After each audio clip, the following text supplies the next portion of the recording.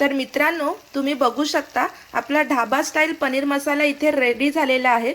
खूपच चविष्ट लागते ढाबा स्टाईल पनीर मसाला आणि तुम्ही कलर सुद्धा बघू शकता, खूपच अप्रतिम आलेला आहे। तर ह्याची रेसिपी बघण्यासाठी व्हिडिओ शेवटपर्यंत नक्की बघा। नमस्कार मित्रांनो, मी काव्या केकेच किचन मध्ये तुमचं मनापासून स्वागत करते। तर दिवाळी नुकतीच होऊन गेली। दिवाळीला खूप सारे गोड गोड पदार्थ खाऊन तुमचं मन तर तृप्त झालंच असेल। तर आता आपण एक झणझणीत अशी रेसिपी बघणार आहोत, जिचं नाव आहे ढाबा स्टाईल पनीर मसाला। तर चला लगेच रेसिपीला सुरुवात करू। तर ढाबा स्टाईल पनीर मसाला बनवण्यासाठी लागणारे साहित्य मी तुम्हाला सांगते। इथे मी 200 ग्रॅम पनीर घेतलेला आहे, अशा क्यूब मध्ये मी कट करून घेतलेला आहे।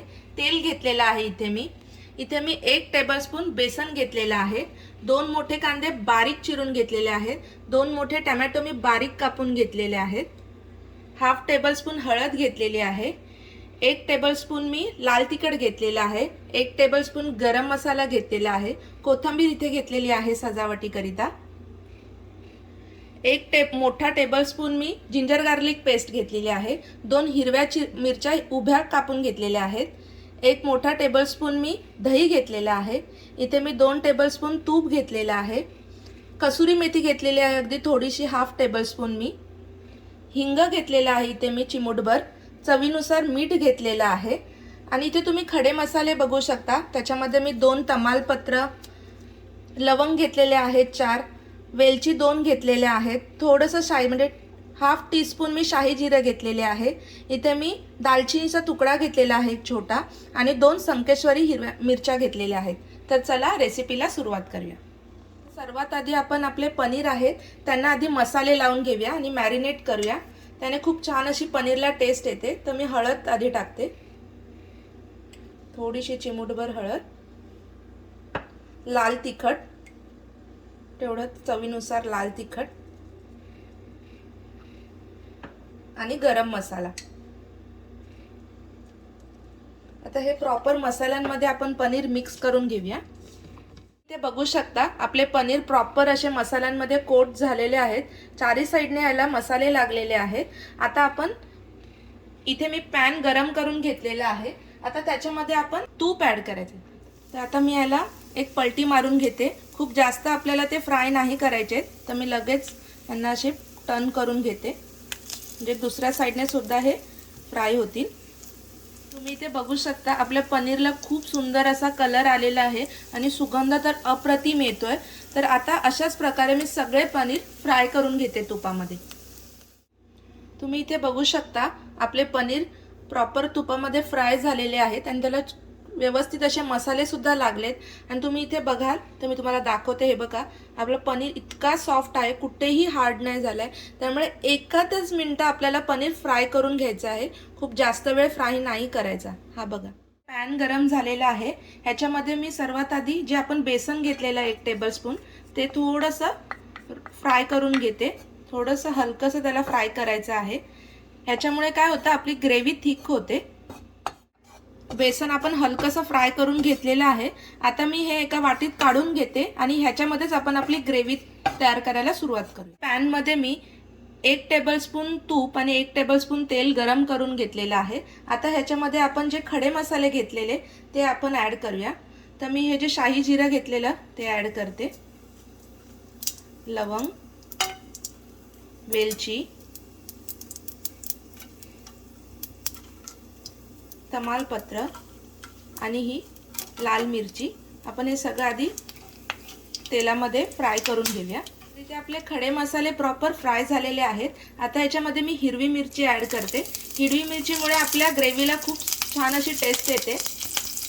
आणि आपण ह्याच्यामध्ये आपले आलं लसूण पेस्ट जे होतं ते सुद्धा ऍड करूया आणि आलं लसूण पेस्ट प्रॉपर तेलामध्ये फ्राय करून घेऊया, म्हणजे त्याचा उग्र वास निघून जाईल। तर आता ह्याच्यात मी कांदा ऍड करते, बारीक चिरलेला कांदा आपल्याला तेलामध्ये छान असा लालसर भाजून घ्यायचा आहे। इथे घाई नाही करायची, कांदा व्यवस्थित असा लालसर आपला भाजला गेला पाहिजे। तर इथे आपला कांदा लालसर असा फ्राय झालेला आहे। आता ह्याच्यामध्ये मी आपले मसाले ऍड करते। तर हळद ऍड करते मी, लाल तिखट आणि गरम मसाला। आता आपण हे कांद्यामध्ये प्रॉपर मिक्स करून घेऊया। मसाले आपले खूप छान असे तेलात फ्राय झाले पाहिजेत कांद्याबरोबर, म्हणजे आपल्या ग्रेव्हीला खूप छान अशी टेस्ट येईल। तर मी आता हे मिक्स करून घेते आणि एक 2 ते 3 मिनिटं आपण आधी मसाले फ्राय करून घेऊया। तर इथे मसाल्याने आपलं तेल सोडलेलं आहे, तुम्ही बघू शकता। आता ह्याच्यामध्ये आपण आपला टोमॅटो ॲड करूया। टोमॅटोची तुम्ही प्युरी पण ॲड करू शकता आणि एकदम प्युरीऐवजी जर एकदम बारीक टोमॅटो कट केला आणि त्याच्यावर मीठ टाकलं तरी आपली ग्रेव्ही खूप व्यवस्थित तयार होईल। तर मी आता ह्याच्यात चवीनुसार मीठ ॲड करते आणि मिक्स करून घेते। आणि आता टोमॅटो आपल्याला शिजत ठेवूया आपण दोन। तुम्ही बघू शकता मित्रांनो, आपला टोमॅटो प्रॉपर शिजला गेलेला आहे आणि आपली ग्रेव्ही सुद्धा रेडी झालेली आहे। खूप सुंदर असा याला कलर आणि अरोमा आलेला आहे। आता ह्याच्यामध्ये आपण बेसन ॲड करूया। बेसन मी आधी मिक्स करून घेते। आता ह्याच्यामध्ये आपण जे आपण दही घेतलेलं आहे 1 चमचा, ते सुद्धा मी लगेचच ह्याच्यात ॲड करते आणि आधी याला मिक्स करून घेते व्यवस्थित।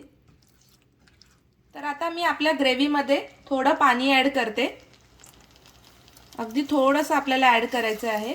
आणि ह्याच्यामध्ये आता आपण पनीर ॲड करूया। पनीर ॲड केल्यावर आपण 2 ते 3 मिनिटं ग्रेव्ही सोबत आपले पनीर मिक्स करण्यासाठी ठेवून देऊया आणि आपली मग ढाबा स्टाईल पनीर मसाला रेडी होईल। मी पनीर ॲड करते। ग्रेव्हीमध्ये मी मिक्स करून घेते याला। पनीर मी मिक्स करून घेतलेले आहेत ग्रेव्हीमध्ये। आता ह्याच्यावर मी झाकण ठेवते आणि एक 3 मिनिटं आपले पनीर आणि ग्रेव्ही शिजत ठेवते। तर इथे एक 2 ते 3 मिनिटं झालेली आहे। मी लीड ओपन करते। आहा, काय सुंदर कलर आलेला आहे आपल्या पनीर मसाल्याला, तुम्ही बघू शकता। आणि आपला आता ढाबा स्टाईल पनीर मसाला इथे रेडी झालेला आहे। तुम्ही बघू शकता टेक्स्चर आणि अरोमा तर इतका अप्रतिम सुटलाय। आता त्याच्यात अजून थोडंसं त्याचा फ्लेवर ॲड करण्यासाठी मी त्याच्यामध्ये थोडीशी कसुरी मेथी ॲड करते। वरून आपण थोडीशी कसुरी मेथी ॲड करूया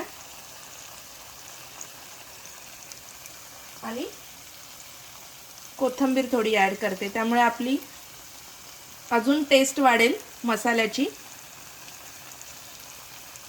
आता हे मी मिक्स करून घेते। तुम्ही बघू शकता आपला ढाबा स्टाईल पनीर मसाला इथे रेडी झालेला आहे। तर मी आता गॅस बंद करते आणि ह्याला प्लेटमध्ये सर्व करून घेते। तर ही ढाबा स्टाईल पनीर मसाला रेसिपी तुम्ही घरी नक्कीच ट्राय करा, तुम्हाला खरंच खूप आवडेल। आणि ती कशी झाली हे आम्हाला कमेंटद्वारे नक्की कळवा। केकेज किचनला लाईक, शेअर आणि सबस्क्राईब करायला विसरू नका। धन्यवाद।